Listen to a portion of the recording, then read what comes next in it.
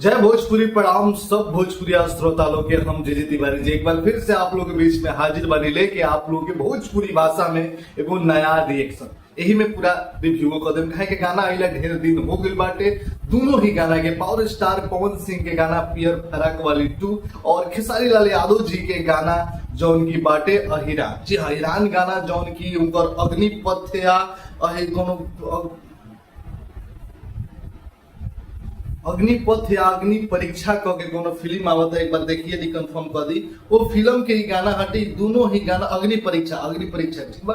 और power star Pawan Singh के पियर फराक वाली 2 आ गई। दोनों ही गाना मार्केट महिला ढेर दिन हो गए। खेसारी लाल यादव जी के एक हफ्ता के आसपास में हो गई, पवन सिंह के 3-4 दिन हो ही गई हुई और लेट बानी ऐसे का रिव्यू हम अलग ना करम, यही में रिएक्शन रिव्यू दोनों जौन भी राय निकली गाना के बारे में वो आप लोग बता दे। और अगर गाना ब्लॉक हो तो फिर आप लोग इंस्टाग्राम चाहे फेसबुक पर देखे के मिली, रिव्यू यूट्यूब पर देखे के मिल सकता। वही में आप लोग के लिंक दिले हो हम रिएक्शन के, तो रिएक्शन भी जरूर देखम जा। और सब कुछ रिक्वेस्ट बा हमारे फेसबुक पर जीजी तिवारी जी पेज है, आईडी सर्च करके फॉलो करी जा। वही पर कुछ रिएक्शन डालल गई बा, जैसे कि सैया मिलल लड़कैया और कलकतिया के लड़की। खेसारी दोनों आदमी के जो गाना दोनों बड़े, तो दोनों ही ब्लॉग बड़े और दोनों ही फेसबुक पर डालल बड़े, आप लोग देख सकता जा। ठीक बा। और चलिए ज्यादा बकवास ना करते, कहीं रिव्यू भी करो तो बहुत बड़ वीडियो है। ज्यादा ना बकवास करते हुए रिएक्शन शुरू कर लो। सुर म्यूजिक वर्ल्ड अभी तक देखो नहीं तुम्हें इंस्टा पर जोड़ तो नहीं। वाह, ये चाहत नहीं। अरे जियो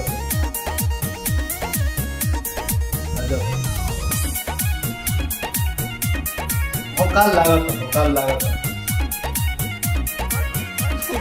गाया गाजीपुर सासाराम बोलिया आरा छापारा सिवान नहीं छुए गोलिया बुझला हो गई गाया गाजीपुर सासाराम बोलिया आरा छापारा सिवान नहीं छुए गोलिया ओले बहुत बाहुबली बोली ढेर देखली हट कइले कबूल फूल हो जाइबे कली चलल गयो हिरे के चली बॉडी बात ए रानी हिरे के चलल गयो हिरे के चली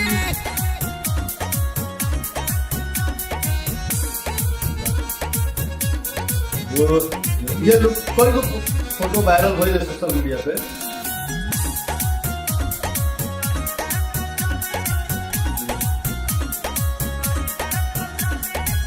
बम बजवनिया जा रहे जौनी काठी बड़ी मजबूत होला जादो जी के लाठी हई छू के देख बड़ा टाइट बारे लागला छोर हर जवनिया से करे जौनी खेल जे लाठी में बहुत है पिया पिया मोहब्बत तेरी होल बराई फल के नली नली हट मार दे हपोली तो छेदत निकली हाय हिरे के चलल गयो हिरे के चली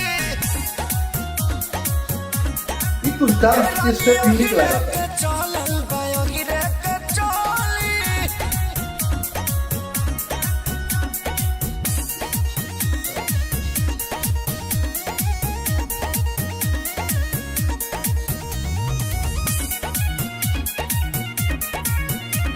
रिएक्शन खेसारी लाल यादव जी देवे कोई चीज कर देवे ओई से शरीर में शरीर जौनी रगहरी कहू तो कमरिया में बांध दी पगड़ी कहां से ए जा बनवाइबू लगे के मुंगाई देब हमरा के पेन से रात भर रही जोर लमटे से मन तेरे में जली जली तो होई मरद देसीला न लफड़ाई डली हाय हिरे के चलल गयो हिरे के चली ए रानी हिरे के चलल गयो हिरे के चली सब बढ़िया।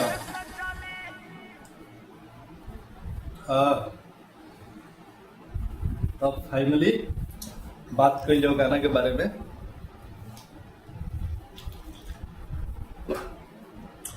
गाना के डिटेल पहले भैया राइटर साहब के नाम मतलब अखिलेश कश्यप ही गाना के लिखले बड़े। अखिलेश कश्यप हाँ ना आशुतोष तिवारी ये गाना के लिखले बड़े। बहुत बढ़िया सब बा। बांधी कमरिया में पगड़ी, बहुते पियावल बा लाठी में तेल। खेसारी लाल यादव जी के सबसे बढ़िया में सीन जो इसे तो की बात मानेगा, खेसारी लाल यादव जी के बॉडी के जोड़ा नहीं, ये बात माने के बाद एकदम सॉलिड सिक्स पैक भी जौन होके के ना होगा नहीं के देबा, लेकिन बा लागे लगा तगड़ा बा, मेहनत करे ले, अपना बॉडी पे मेहनत के लिए बड़े, जिम के लिए बड़े, गाना इंटरटेनिंग बाटे। बहुत सारा हम रिव्यू में देखने लोग यो कहता कॉपी पे बैठे, तब भोजपुरी में क्या कहे केकरा के दोस्त दिहल जाओ आ केकरा के ना दोस्त दिहल जाओ, सभे उहे बा के वो दूध के धोल नहीं के, बस ये बा कि केहू मुंह से जीत जाता, केहू के समय खराब बा, केहू के समय अच्छा बा।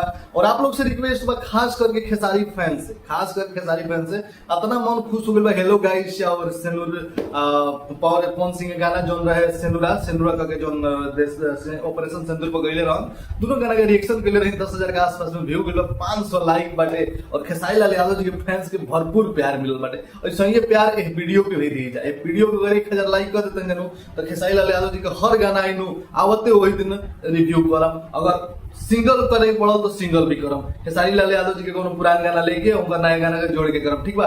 और पावर स्टार पवन सिंह के भी रिएक्शन कोई गाना के होत रही, आप लोग भी बिल्कुल हमरा वो चीज नहीं, हमारा अपन काम करे के बाद। और देखी ना कंपनी ही देखी ना, यही कंपनी से पहले भगवान गाना आइल बा, यही कंपनी से हिरान गाना आइल बा, एक कंपनी के मालिक जो सुरेंद्र यादव लिखल बा। तो ये सब नहीं एंटरटेनमेंट के माध्यम से देखे के बाद, एंटरटेनमेंट के नजरिया से देखे के बाद। हम एगो पंडित जी है तिवारी, अभिषेक जी तिवारी हमारा नाम हो, और खेसारी लाल यादव जो हिरान गाना एंटरटेनिंग के लिए मजा गाना के सुने के मतलब बीट। देखिए सब कुछ लोग बात भड़कावल जाता, भड़के के नहीं मजा लंबी बात ये देखे नहीं कि बबुआन गाना ऐसे कंपनी साहिबा सुरेंद्र यादव कंपनी के मालिक बारे, टीम के देखा जाता सुतोष तिवारी गाना लिखले बड़े।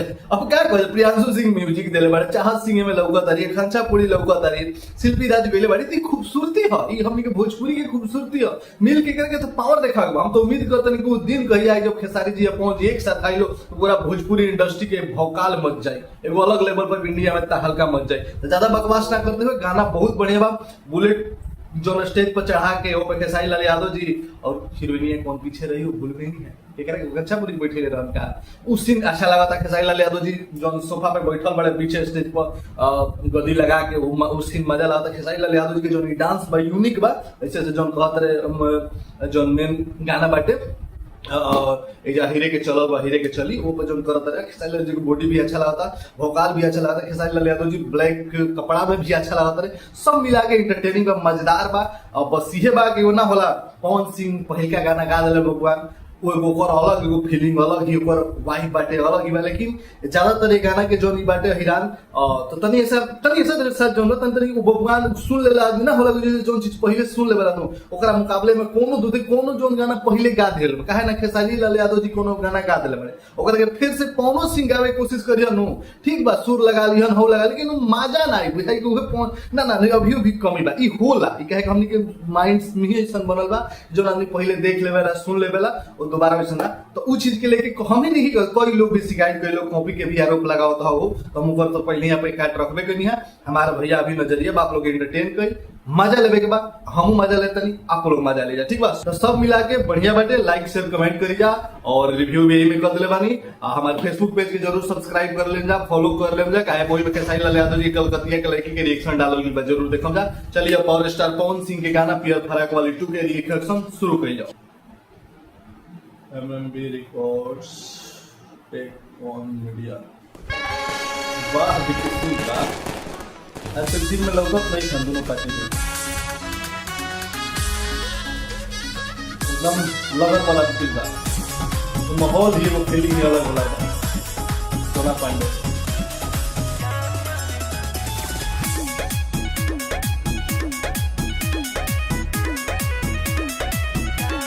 हम लोग अभी तक वीडियो देख रहे हैं।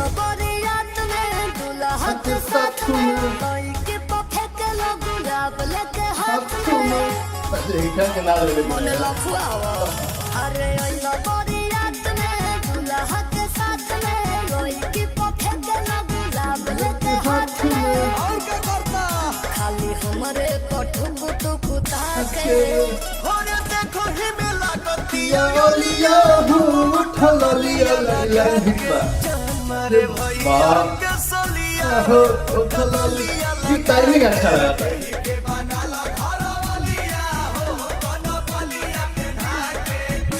वायरल बा गाना में दम तो बा, लिरिक्स में दम बा। जान मारे भैया के सलिया हो उठला लिया लगा के। बोला काहे खाती फाटता तो हो छाती मुहवा से निकलता गाली। अनुपमा यादव में से मंगिया हमरे से से हरवाला हो एहो पियर बुलेट वाला ओइया जा रहल बा।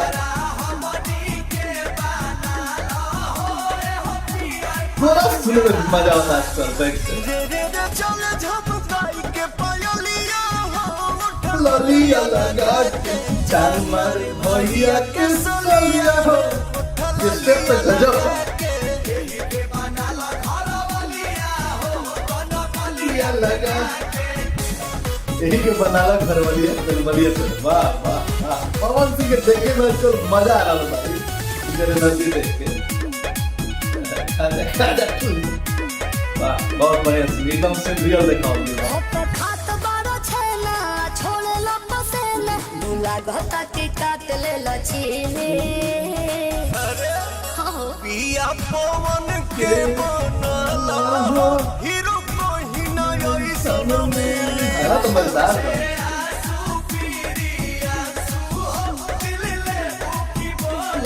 यही बैग में पूरा करना चला मुंह पोछले के रुमालिया हो उठल लिया लगा के हमर भैया के सलिया हो उठल लिया लगा के एही के बनाला घरवलिया हो कना बलिया पे भागे।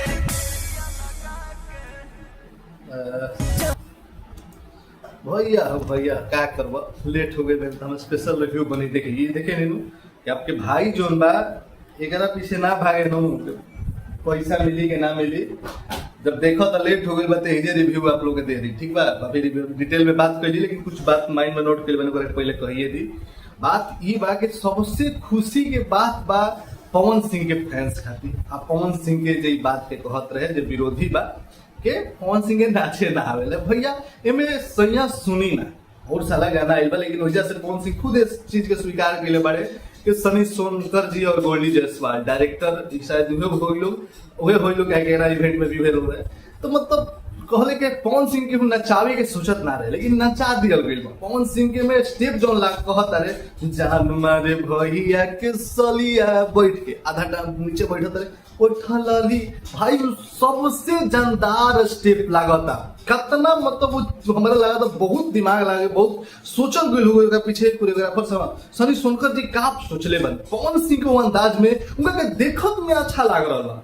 ऐसे कई सारा गाना बा पवन सिंह के पिछले दिन के उठा के देखल जाओ पवन सिंह तो है हम गायकी को लेकिन उनका के देख के भले वो गाना में पवन सिंह गाना के ना गइले रहतन के वो और गाइत लेकिन वो जो सीन कइले बड़े एगो एक्टिंग अच्छा लागता उनको वो रोल अच्छा लागता उनको वो अंदाज अच्छा लागता जान मारे भैया के सलिया हो उठल मतलब गजब गजब क्या सीन बा। वीडियो तो ज्यादा कुछ नहीं कहे के ज्यादा है वो नॉर्मल जोन देखा रहा आजकल तक पवन सिंह की वीडियो का है क्वालिटी बा जबरदस्त बा कैमरा में मेहनत करता रहे एडिटर मेहनत करता सभी मेहनत करता रहे वो चीज बाटे वो चीज एकदम बाटे वो वाइब आ रहा लेकिन गाना के सबसे मस्त लिरिक्स बा। अगर वायरल हो देख भी ऑडियंस से कौन बा लेकिन हम अपन जोन बता रहा बा दम बा ये लाइन में जान मारे उठ लागतिया अलिया होठल बिया लगा के ये लाइन जोन भाई वायरल होके वाला लाइन बा। पहिलका अंतरा भी जोन बाटे कैसे हमके पिया पवन तो दूसरा का पहिलका अंतरा याद नहीं किया जोन बाटे उहो मस्त बा उहो वायरल होके लायक बा।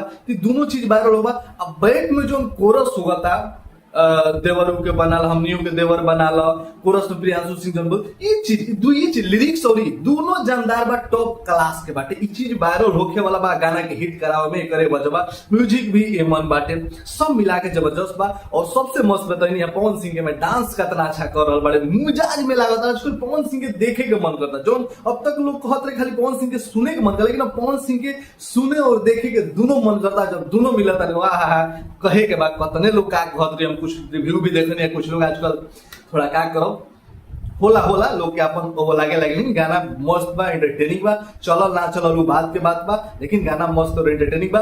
पियर फराक वाली नाम तो जचत नहीं है, एक उठलिया चाहे कुछ और लगा रहे कहीं को नाम पे कहीं ना कहीं कंपनी फायदा उठाओ गई बा, ये चीज सच्चाई बा। नाम जचत नहीं है, नाम ये ना दिखल चाहत रहे पियर फराक वाली 2 अलग बा, कहीं ओकरा में पियर फराक होखे के चाहिए तब तू नाम लागेला।